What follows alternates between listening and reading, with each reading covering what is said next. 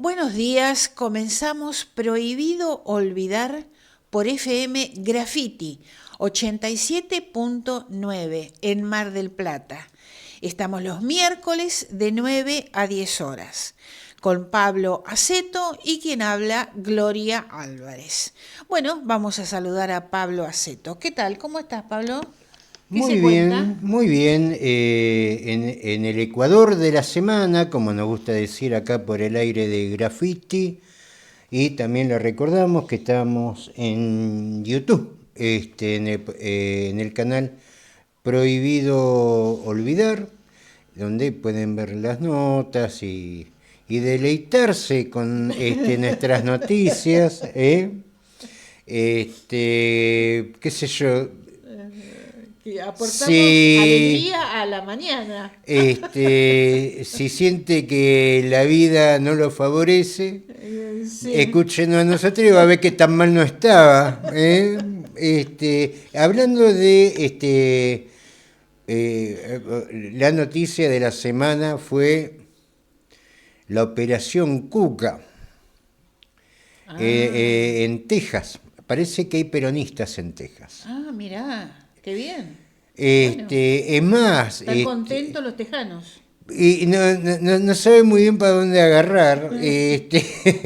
Dice, aparentemente, este grupo de peronistas, que uno es el fiscal de Texas, Distrito Federal, que, bueno, ha dicho, mire, acá hay unos dineros, concretamente $200.000, que fue a un tal Esper allá en la Argentina, Ajá, mirá. y lo calificó como cómplice. A lo que Esper dijo, esta es una campaña kirchnerista, y empezó a hablar de Mercante, de Perón, Les echó la culpa. de López Rega, Claro. ¿viste? Eso están todos muertos, no importa, fueron ellos que pusieron un fiscal en Texas. Esto es una cosa que yo también, a ver, eh,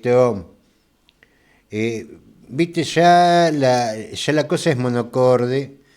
Ya durante la época de Fernández, y uno está de acuerdo con la política de inclusión y todo eso, ¿viste? Pero vos tenías una inflación galopante. Ya había comenzado el retraso salarial de los jubilados. Esto es una realidad y un avance del trabajo informal. Había cosas que no se solucionaban. Y la respuesta de Fernández era todes, el gobierno de todes. Ahora tenemos, digamos, para un estado de recesión, cuando a vos el gas te aumenta en un 7%, que aumentan ahora, cuando tenés una inflación del 2%, ¿viste? Cosa que nadie explica. Nadie explica el cierre de fábrica. Están cerrando prácticamente todas las lácteas. Sí, Pablo, pero vos fijate que Milei no habla de eso. No, no, No dice una palabra, el ¿eh? de qué te habla sobre El, el parate eh, de la economía. y le, Es echarle decir, la culpa cucas, a los kirchneristas. cucas. Es lo único El que único que habla. saben decir es cuca. El otro, lo único que sabían decir era todos, ahora lo único que saben decir es cuca. ¿Qué cuca hay en la Fiscalía de Texas? ¿Dónde están los peronistas en Texas? Una cosa, es más, te digo, vos salís de la provincia de Buenos Aires y no encontrás ya peronistas, encontrás muy poco, porque si vos te fijás en las provincias, es la tercera sección de la provincia de Buenos Aires, y para de contar, no, ni siquiera se presenta el peronismo como fuerza nacional, no es la lista 2, son distintos peronistas, peronistas de distinta laya, algunos hasta prolibertarios, como el caso de Schiaretti y algunos más, que no es lo mismo que en la provincia de Buenos Aires. Vos ves cosas peronistas de Córdoba y de la provincia de Buenos Aires, y bueno, decís, esta gente son afiliados al mismo partido, todo lo contrario. Ni hablemos de las otras provincias como Chaco, como algunos del sur también, viste, que son peronistas raros. Pero la respuesta no es una campaña cuca. ¿Qué cuca hay en Texas? Hay una nota sobre el tema. Sí, vamos a hablar de la que piden la renuncia de Esper por presuntos nexos con el narcotráfico. El diputado libertario José Luis Esper quedó en el ojo de la tormenta tras la difusión de documentos judiciales de Estados Unidos que lo vinculan con el empresario argentino Antonio Fred Machado, detenido en Río Negro y reclamado por la justicia norteamericana por narcotráfico, fraude y lavado de dinero. La revelación sacudió al Congreso y desató un pedido inmediato de renuncia a la presidencia de la Comisión de Presupuesto y Hacienda, que es un lugar estratégico en la discusión del presupuesto 2026. Germán Martínez, jefe de bloque de Unión por la Patria, calificó la situación como inadmisible y reclamó su salida urgente. El dirigente social Juan Grabois presentó una denuncia en la Justicia Federal de San Isidro acusando a Esper de haber recibido fondos ilegales. Esper reconoció que viajó en un avión privado de Machado en 2019, aunque aseguró desconocer los antecedentes penales del empresario. Sin embargo, los documentos financieros en poder de la Fiscalía del Distrito Este de Texas registran una transferencia de $200.000 en 2020 vinculada a su persona, o sea, vinculada a Esper. Digamos, no es que ahí, no, decía Esper, una transferencia a Esper. Sí, sí, sí. A él, no al partido. Si hubiera sido el partido es lo mismo, pero no, lo recibe en forma personal. Muy bien, y a esto se le suman otros elementos que son comprometedores. Por ejemplo, se lo acusa a Esper de haber utilizado una camioneta blindada ligada al entorno de Machado.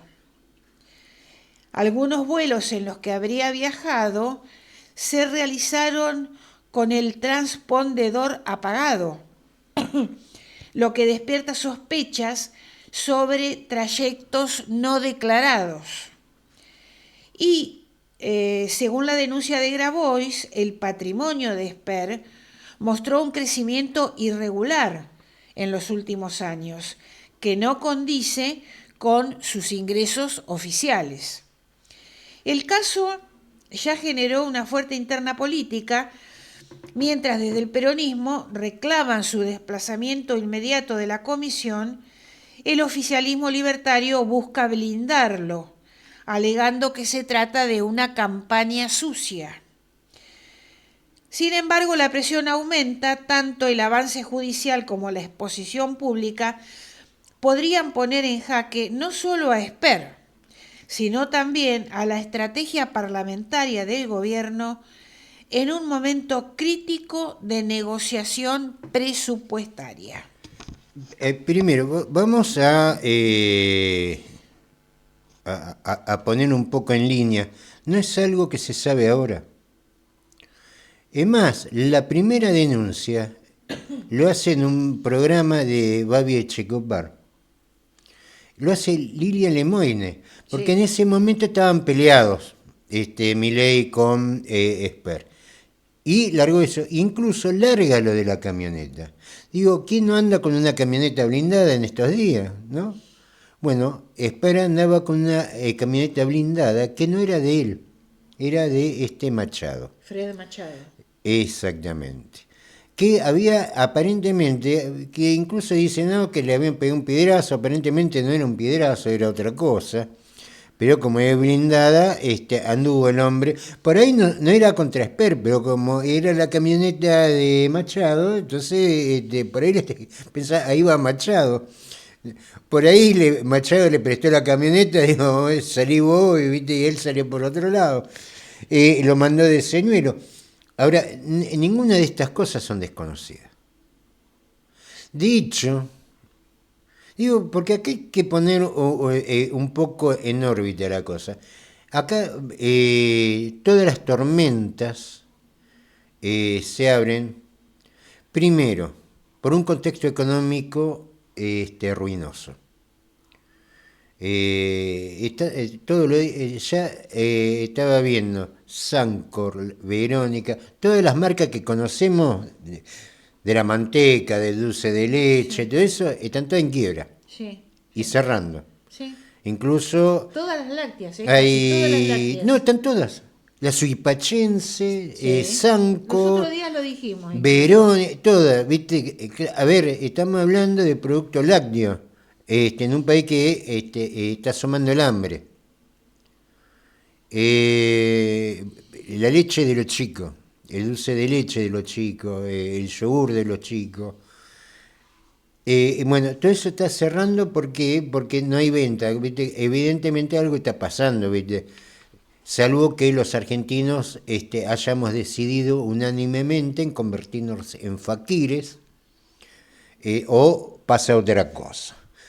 Ahora, todo esto, esta situación ruinosa de la economía cambia el ambiente. Porque vamos a ser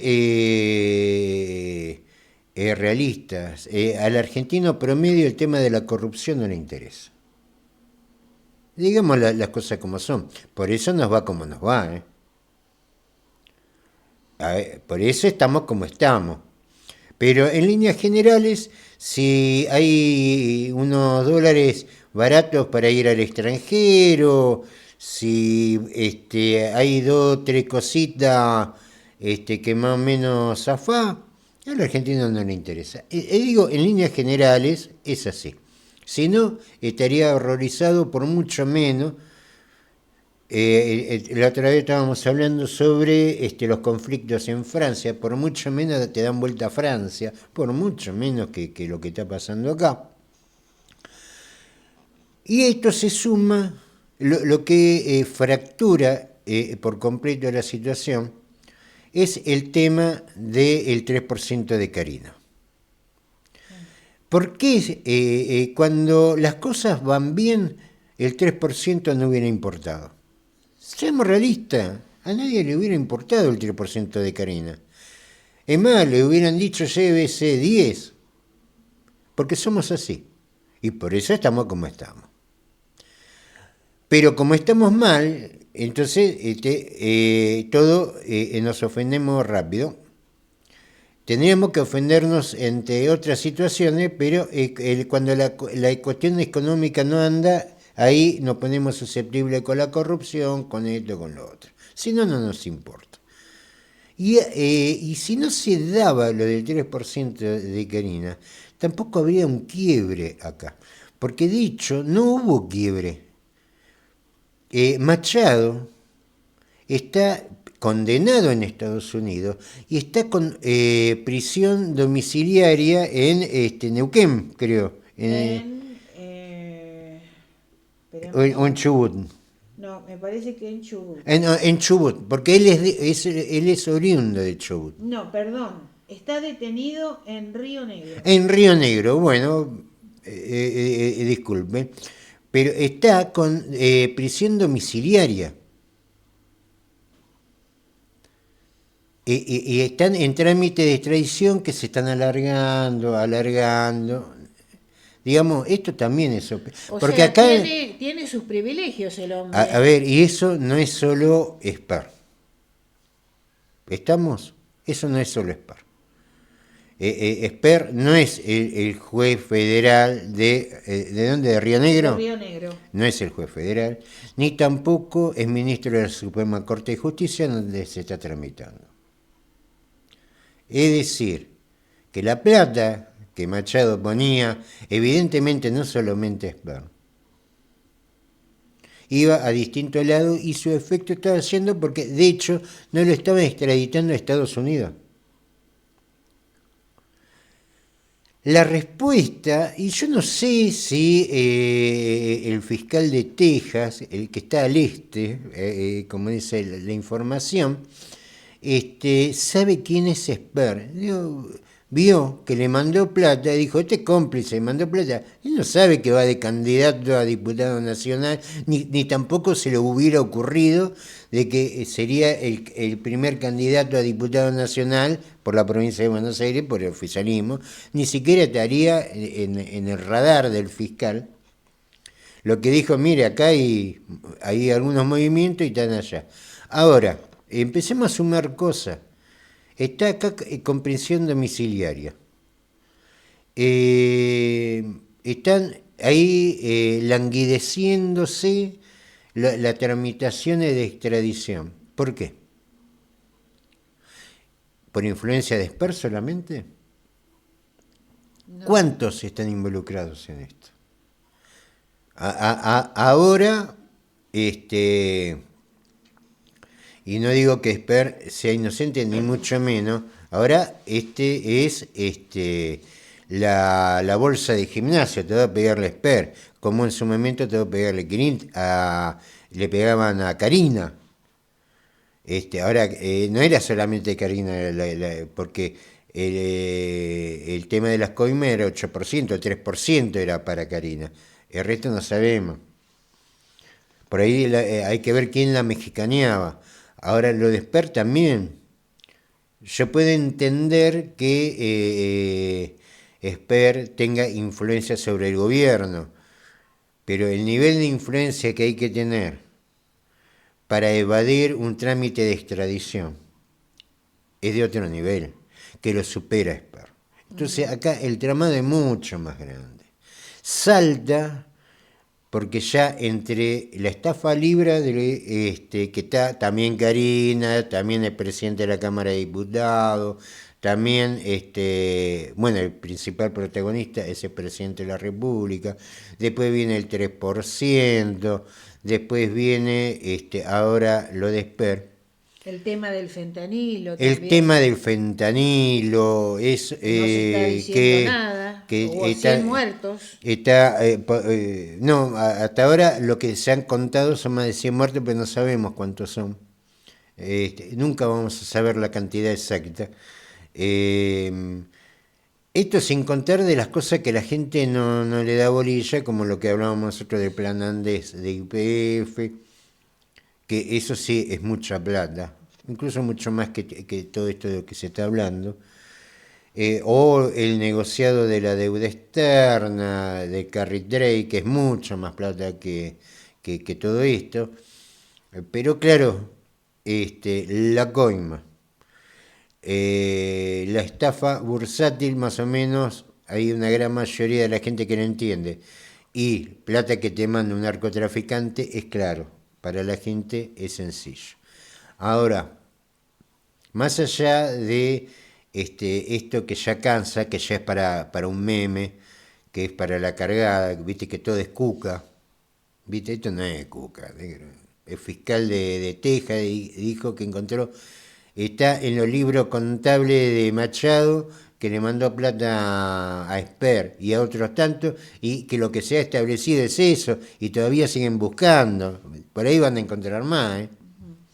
Ahora, esto lo había denunciado en su momento Lidia Lemoine, Sí. mucho antes que Grabois, muchísimo antes. Sí, lo dijo en un programa con Con Babi Babi Echecopar. dijo Sí. que era narcotraficante, así como viste, dice ella, buenos días, sí, es narcotraficante, dijo, y salió como loca, viste cómo habla ella, pero lo dijo, y que la camioneta había sido un atentado, anda a saber qué tipo de ajuste de cuenta, que el auto no era de él, que era de Machado, que era de los narcotraficantes, dijo ella.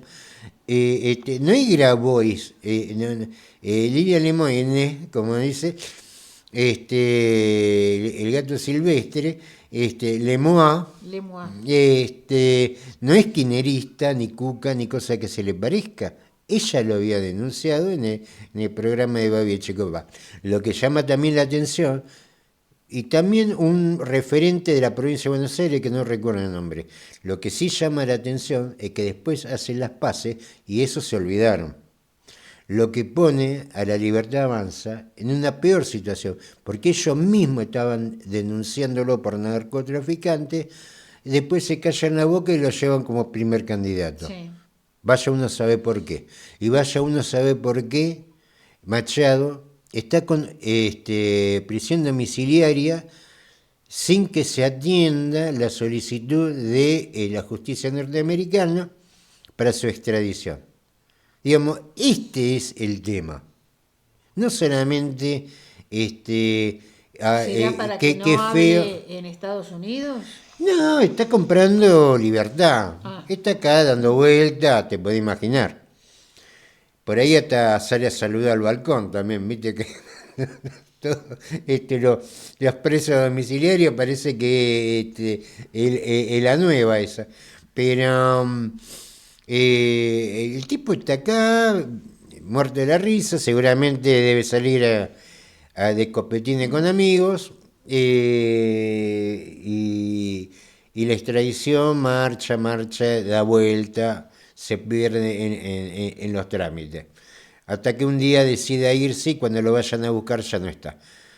Pero eso son decisiones de alto nivel, porque eso está pasando por la Suprema Corte de Justicia. Entonces, acá el entramado es mucho más grande y mucho más profundo que el papelón de Esper que recibió una transferencia. Porque capaz, hasta incluso, se me ocurre, que de todo debe ser lo menos grave, ¿eh? Porque que estén cajoneando un pedido de extradición habla también de otras implicancias. Bueno, Pablo, ¿qué te parece si vamos al resumen internacional de noticias?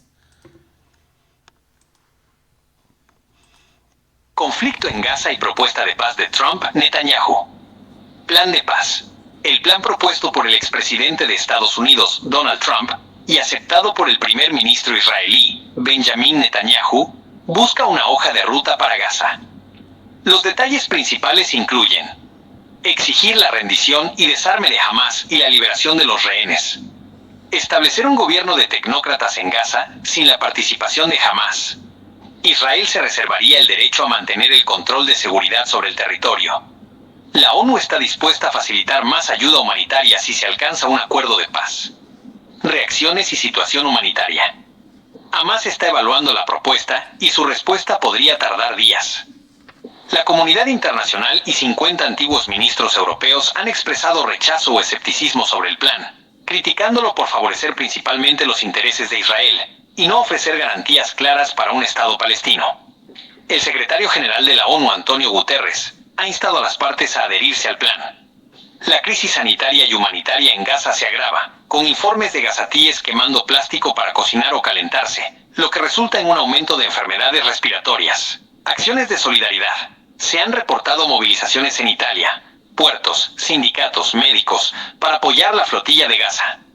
2. Situación política y migratoria en Estados Unidos y América Latina. Deportaciones y derechos de protesta. Un juez federal ha dictaminado que los intentos del gobierno de Trump de deportar a estudiantes y académicos por participar en protestas pro-palestinas son inconstitucionales, violando la primera enmienda. Tensiones diplomáticas con Colombia. Estados Unidos ha revocado el visado al ministro de Igualdad de Colombia en medio de una escalada diplomática contra el presidente colombiano Gustavo Petro. Petro había instado previamente a soldados estadounidenses a desobedecer las órdenes de Trump y ha anunciado la ruptura de libre comercio con Israel debido a la ofensiva en Gaza. Cierre parcial del gobierno. Existe preocupación por el caos que un posible cierre parcial del gobierno federal de Estados Unidos podría causar, especialmente en aeropuertos, afectando a agencias como la Administración de Seguridad en el Transporte, TSA. 3. Inestabilidad y seguridad en Haití. Misión de la ONU. El Consejo de Seguridad de la ONU ha aprobado, con 12 votos a favor y las abstenciones de China, Rusia y Pakistán, establecer una nueva misión en Haití. Objetivo de la misión. La resolución autoriza a los Estados miembros a establecer una fuerza de represión de las bandas y crear una oficina de la ONU en el país para apoyar esta iniciativa. Situación de seguridad. La desesperación y la violencia de las pandillas y los justicieros siguen extendiéndose en Haití. 4. Guerra en Ucrania y tensiones con la OTAN. Ataques rusos. Rusia ha lanzado un ataque masivo con cientos de drones y misiles sobre Ucrania, que se prolongó por más de 12 horas, causando víctimas y daños, incluyendo el corte de suministro más prolongado hasta la fecha en la central nuclear de Zaporilla, según el presidente Zelensky. Respuesta de la OTAN. Líderes de la UE discutirán la respuesta a la crisis de los drones y el mantenimiento del apoyo a Ucrania. Además, un grupo de dirigentes europeos ha abierto la puerta a la posibilidad de abatir aviones rusos si entraran en el espacio aéreo de la OTAN. El Kremlin ha calificado esta idea como peligrosa. Polonia cerró temporalmente su espacio aéreo en coordinación con aliados debido a los movimientos rusos. 5. Otros temas relevantes. Afganistán. Los talibanes han cortado completamente el servicio de Internet, dejando al país incomunicado, y el aeropuerto internacional de Kabul ha suspendido operaciones hasta nuevo aviso. Ecuador. ONU Derechos Humanos ha hecho un llamado urgente a un diálogo tras las recientes protestas en el país. Reino Unido. El líder de la oposición, Keir Starmer, ha enardecido a los laboristas al convocarles a luchar contra la ultraderecha. República Democrática del Congo. Un tribunal militar ha condenado a pena de muerte al expresidente Joseph Kabila. Moldavia. La opción proeuropea liderada por la presidenta Maya Sandu ha ganado con mayoría absoluta en las elecciones, pese a las acusaciones del Kremlin de intento de interferencia por parte de Rusia.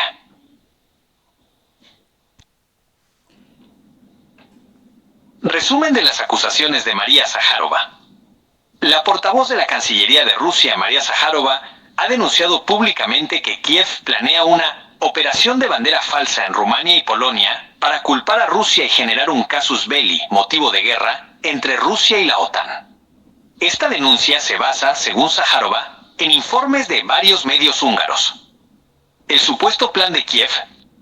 De acuerdo con la información presentada, el régimen de Kiev estaría tramando una versión moderna del incidente de Gliwice, un ataque de bandera falsa de 1939 usado por la Alemania nazi para justificar la invasión de Polonia, con el objetivo de provocar un conflicto armado entre la Federación Rusa y la OTAN.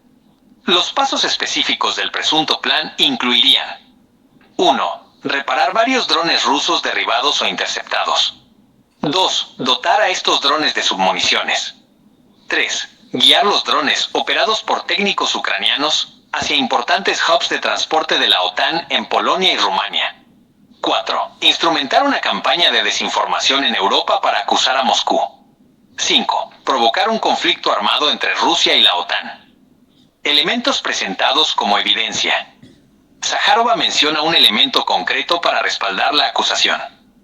El 16 de septiembre, en la base militar de Yavorov, Ucrania Occidental, habrían sido situados drones rusos Geran, que fueron previamente reparados en la fábrica Lorta en Leópolis. Motivación atribuida.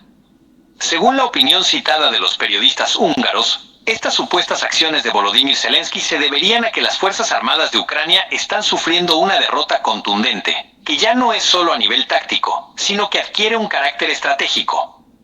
Advertencia final. La declaración concluye con una grave advertencia sobre las posibles consecuencias. De confirmarse todo lo expuesto, hemos de reconocer: nunca en la historia moderna Europa ha estado tan cerca del comienzo de la Tercera Guerra Mundial. Los sociales en Estados Unidos son multifacéticos y están a menudo entrelazados con una profunda polarización política y social. Los principales temas de conflicto incluyen: 1. Polarización política y fractura social. Una creciente división ideológica y afectiva entre los partidos demócrata y republicano, lo que lleva a la desconfianza mutua, el bloqueo institucional y un clima de confrontación. Esta división se extiende a la sociedad, afectando la cohesión social y, en casos extremos, manifestándose en un aumento de la violencia política y el extremismo doméstico. 2. Justicia racial y desigualdad. Persisten las disparidades raciales significativas en áreas como la atención sanitaria, la vivienda, el empleo, la educación y la acumulación de riqueza. Temas como la brutalidad policial y el sistema de justicia penal, incluyendo el complejo industrial carcelario, siguen siendo fuentes de protesta y conflicto. Los incidentes de delitos de odio dirigidos a minorías raciales y étnicas continúan siendo una preocupación. 3. Derechos reproductivos y de género. La reversión del derecho constitucional al aborto por la Corte Suprema ha generado un intenso conflicto legal y social, con estados que restringen o prohíben el procedimiento. También existen tensiones en torno a los derechos de las personas LGBTQ+, incluyendo leyes que afectan a las personas transgénero. 4. Inmigración y asuntos fronterizos. Existe un intenso debate y conflicto sobre la política migratoria, la seguridad fronteriza y el trato a los inmigrantes y solicitantes de asilo. Las políticas de detención y deportación, junto con la retórica anti-inmigración, generan protestas y un clima de miedo en las comunidades de inmigrantes. 5. Control de armas y violencia por armas de fuego. La alta incidencia de tiroteos masivos y la violencia armada en general alimentan un conflicto constante sobre la regulación de armas de fuego, con opiniones muy divididas sobre el derecho a portar armas. 6. Economía y desigualdad de ingresos. La brecha entre ricos y pobres, la asequibilidad de la vivienda, la deuda por préstamos estudiantiles y las preocupaciones por la inflación son temas centrales de conflicto social y debate político. 7. Medio ambiente y cambio climático. La política sobre el cambio climático y el uso de combustibles fósiles es un punto de división ideológica, y las comunidades de bajos ingresos y minorías raciales a menudo sufren desproporcionadamente los efectos de la contaminación ambiental. El debate incluye la transición a energías renovables y la regulación ambiental. Mario Masitelli, secretario general del Partido Socialista Auténtico, ha expresado su fuerte descontento con las políticas implementadas por el gobierno de Javier Milei en Argentina. Masitelli cuestionó la improvisación y falta de capacidad para gobernar del actual presidente, señalando que sus medidas han generado incertidumbre y afectación a sectores claves de la sociedad. Entre las propuestas destacadas de Masitelli se encuentran iniciativas orientadas a mejorar la situación social y económica del país. Una de ellas es la implementación del Ingreso Básico Universal, IBU, una medida que según él podría ser efectiva para erradicar la indigencia y la pobreza en la Argentina. Masitelli destaca la necesidad de políticas que apunten a la inclusión y protección de los sectores más vulnerables. También aboga por la modernización y planificación estratégica del Estado, subrayando que un gobierno debe contar con estructuras eficientes para promover el desarrollo nacional. En este sentido, defiende la importancia de una economía que priorice el bienestar general y la soberanía, destacando la necesidad de argentinizar recursos naturales claves como el litio, el agua y los hidrocarburos de vaca muerta.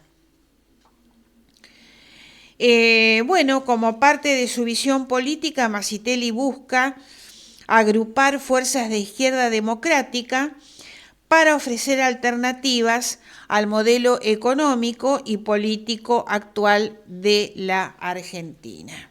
Muy bien. Milei autorizó por DNU el ingreso de las Fuerzas Armadas de Estados Unidos en Mar del Plata. Es para la realización de un ejercicio militar en la base naval. Las actividades se realizarán entre el 20 de octubre y el 15 de noviembre. Hay que decir esto con respecto a este tipo de eventos. Primero, estos planes, cuando vienen, se hacen maniobras con otras fuerzas de otros estados, no importa si es Estados Unidos, Uruguay, Mozambique. Sí. Tiene que ir con arreglo y aprobación del Congreso. Sí. Ahora, En este caso no es así. pero que esto, por eso digo, no nos quedemos nada más en Milei. Yo recalco esto porque, a ver, todos los males del mundo no empiezan ni terminan con Milei. Milei es parte de esos males. Porque si él toma esta decisión como deuda externa, como decisiones administrativas que tienen que ver con el aumento de impuestos, o decisiones como permitir que fuerzas extranjeras lleguen al país sin previa autorización del Congreso, es porque hubo muchos miembros del Congreso que le votaron superpoderes. Bueno, acá dice la nota, Pablo, que el presidente pidió autorización al Congreso, Sí, pero que no obtuvo respuesta. Bueno, entonces va por decreto, justamente. Si no obtuvo respuesta, porque también tengamos en cuenta que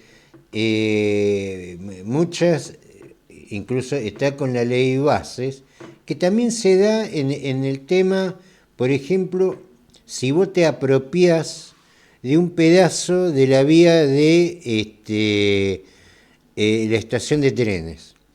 Si en 30 días nadie te dice nada, es tuyo. Bueno, esa es la ley base. Digo, tengamos en cuenta de todo lo que en definitiva fueron cómplices de estos superpoderes y de este manejo, descontrol de Milei, porque tampoco veo a esos mismos pseudos opositores pedir juicio político por esto, o tampoco se movieron mucho para negarse. Bueno, el presidente Milei autorizó vía decreto de necesidad y urgencia el ingreso de las Fuerzas Armadas de Estados Unidos a Mar del Plata para la realización de un ejercicio militar conjunto que también se va a realizar en Bahía Blanca y en Ushuaia entre el 20 de octubre y el 15 de noviembre. Si bien la Constitución de la Nación establece en su artículo 75 que es atribución del Congreso permitir la intrusión de tropas extranjeras en territorio nacional y la salida de las fuerzas nacionales fuera de él, el gobierno nacional avanzó con la autorización vía el DNU 697/25, luego de enviar un proyecto al Congreso y no obtener respuesta. Bueno, en tanto el DNU fue girado a la Comisión Bicameral Permanente para su ratificación. Claro, ya para cuando todos los militares estén jubilados, ya van a volver, se van a jubilar. Una vez estuvimos en Argentina, ahora dicen que no podíamos estar. El decreto con la firma de todos los ministros autoriza el ingreso de medios y personal de las Fuerzas Armadas de los Estados Unidos de América para la participación en el ejercicio Tridente, a llevarse a cabo en las bases navales de Mar del Plata, Ushuaia y Puerto Belgrano, como así también en los espacios destinados para instrucción militar, marítimo y terrestre entre los días 20 de octubre y 15 de noviembre, aunque no se detalló el período en el que permanecerán en cada destino. Los ejercicios conjuntos entre Argentina y Estados Unidos se van a realizar, como ya dijimos, en las bases navales de Mar del Plata, Ushuaia y Bahía Blanca. Esto es gravísimo. Esto es grave. Pasa esto, también van a participar Fuerzas Armadas chilenas en este ejercicio. Y esto es lo que hablábamos de hipótesis de conflicto. ¿Cuál es la hipótesis de conflicto del gobierno? Yo me acuerdo, para, digamos, ser justo y parejo. Nilda Garré dijo que no había hipótesis de conflicto, tener medio país invadido por la OTAN. Malvinas, Sándwich del Sur y su proyección antártica. Para ella no había hipótesis de conflicto. Aparentemente para Milei no sabemos cuál es la hipótesis de conflicto. Porque ¿qué viene? Las Fuerzas Armadas chilenas y norteamericanas a hacer una maniobra ¿para qué, por ejemplo? ¿Para recuperar Malvinas? Es un acto de espionaje para mí. No, esto ¿cuál es la orientación para defendernos de qué? A ver, ¿qué cosa común, qué objetivo militar, qué motivo táctico y estratégico está orientada esta maniobra?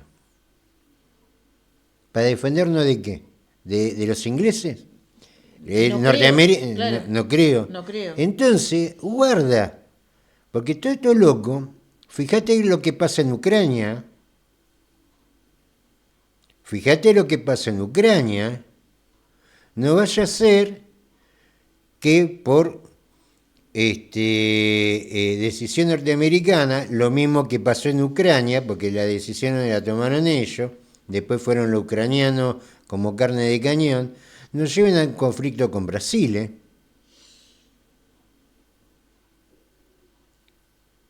Ojo, ¿eh? ¿Vos pensás que esa puede ser Estados Unidos tiene entre ceja y ceja Brasil. Sí. Primero porque es una de las 10 potencias del mundo, sí. Está en el BRICS, no le suele hacer ya dar mucha bolilla a lo que dice Estados Unidos. No, para nada. Guarda que Brasil es la Rusia de Sudamérica, en muchos sentidos. Porque a mí, a ver, ¿cuál es la hipótesis de conflicto de la Argentina? Y un país que tiene invadido por la OTAN, yo me imagino que sus maniobras, sus estrategias, debe estar primero preocupada porque no te invadan el continente también, porque hubo maniobra de paracaidistas en Malvinas. Y los paracaidistas no es para defender Malvinas, los paracaidistas para caer en otro lado.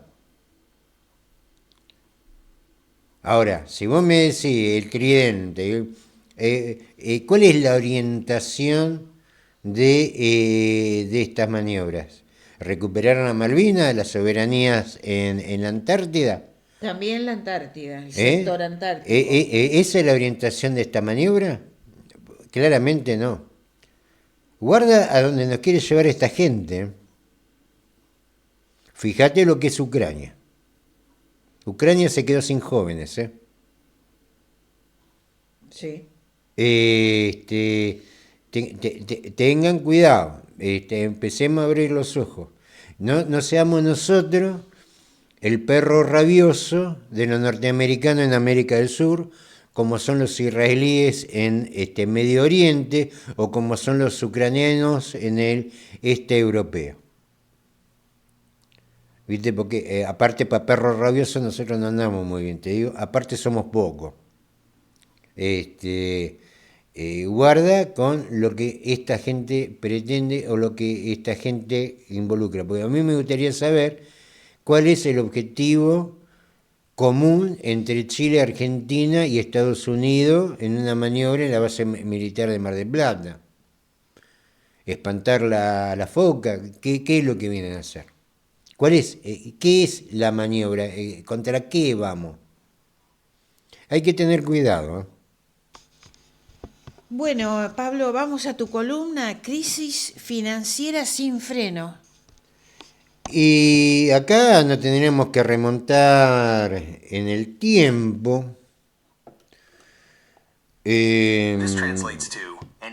Bueno, acá me está hablando Trump. Trump, no está conforme con mis palabras. No.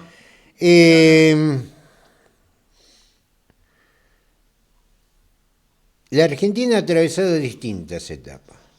Hubo una época en que fuimos un país hasta el 77, y no es que antes del 77 no hubiera problemas, había millones de problemas, pero éramos un país por lo menos. Y a partir de ciertas medidas que se empiezan a tomar, constantemente la Argentina se fue empobreciendo, o por lo menos deteniendo en el tiempo, que es lo mismo. En el 76, la economía argentina era mucho más grande que la brasileña, en todo aspecto, ¿eh? Fíjate lo que somos Ahora. mirando cómo estamos. Y es porque se han tomado medidas para eso. Y es un poco el reproche que a lo largo de estos años le he hecho a los gobiernos autodenominados progresistas. Cuando yo tenía 13 años, se sanciona la ley 21.526, que lo sanciona en el año 77 Martínez de Oz, que es la ley de entidades financieras.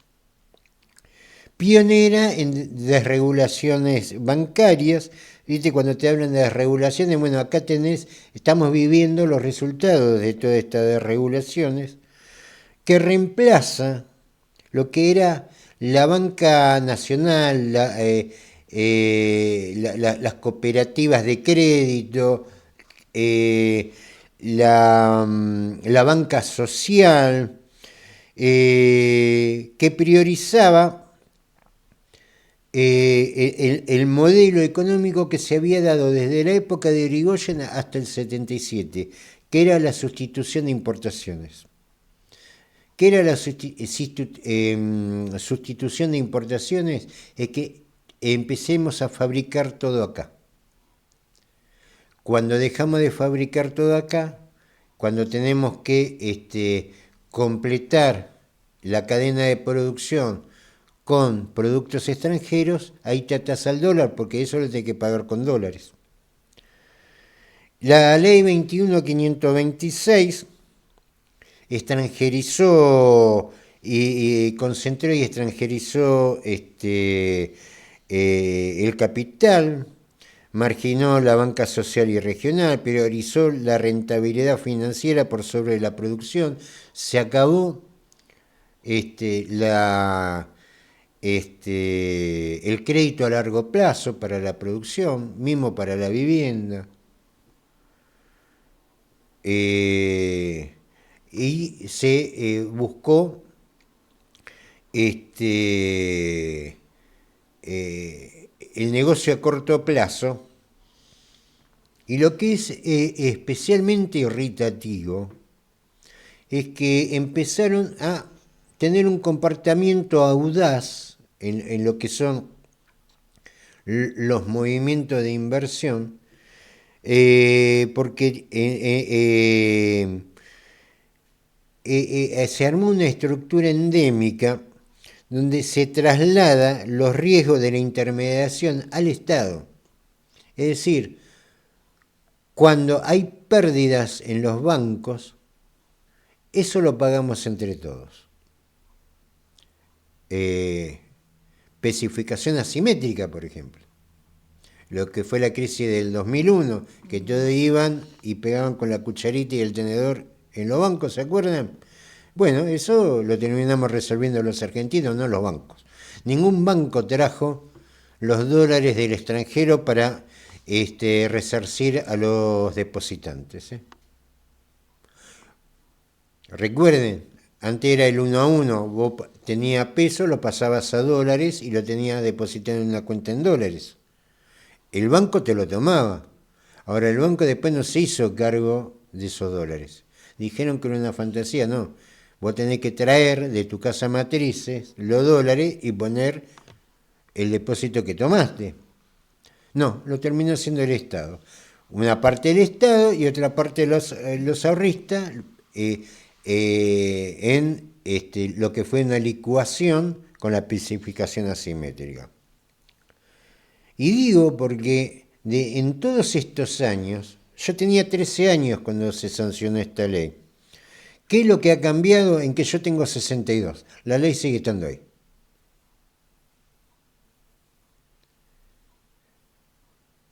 Después criticamos a Milei, pero esto no lo resolvimos, ¿eh?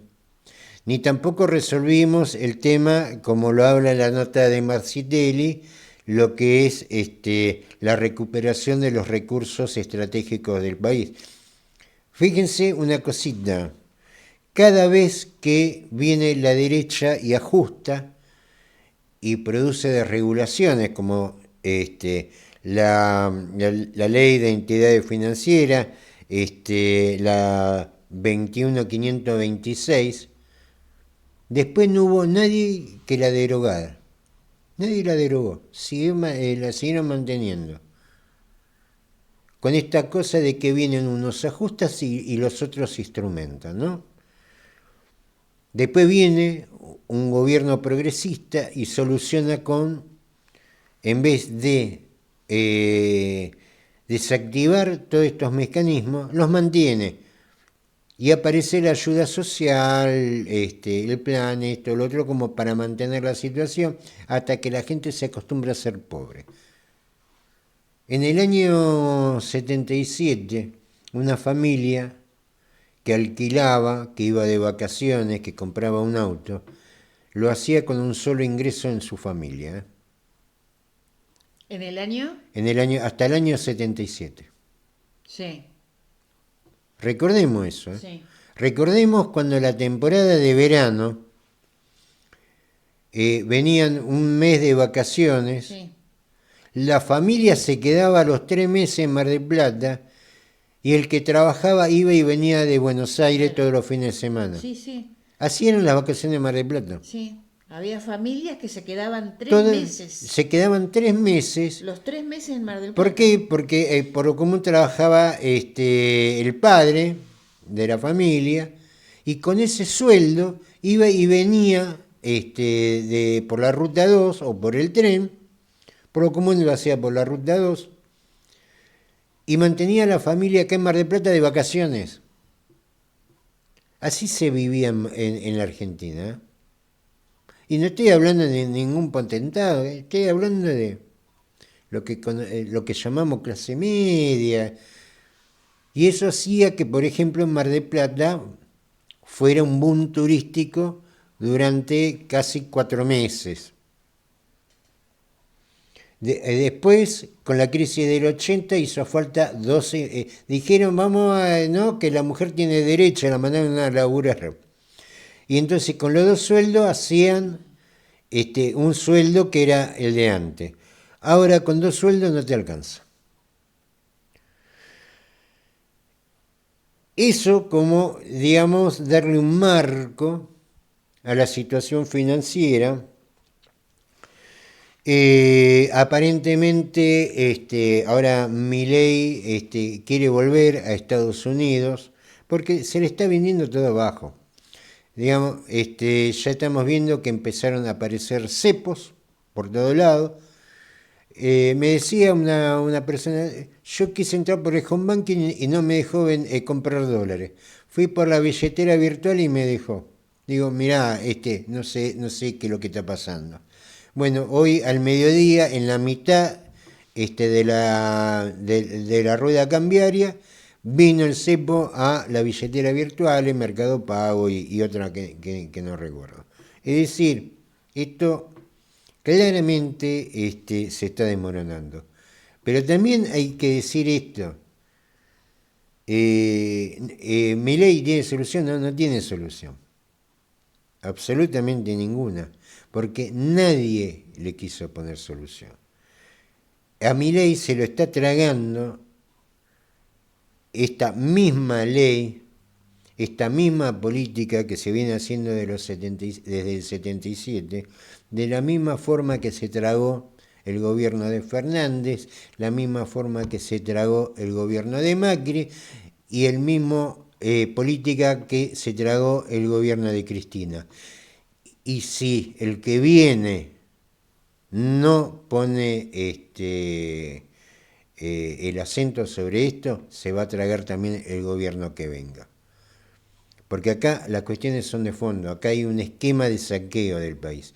Y acá esto no lo vamos a solucionar con aumentar la tasa, bajar la tasa, o con todes o con cucas.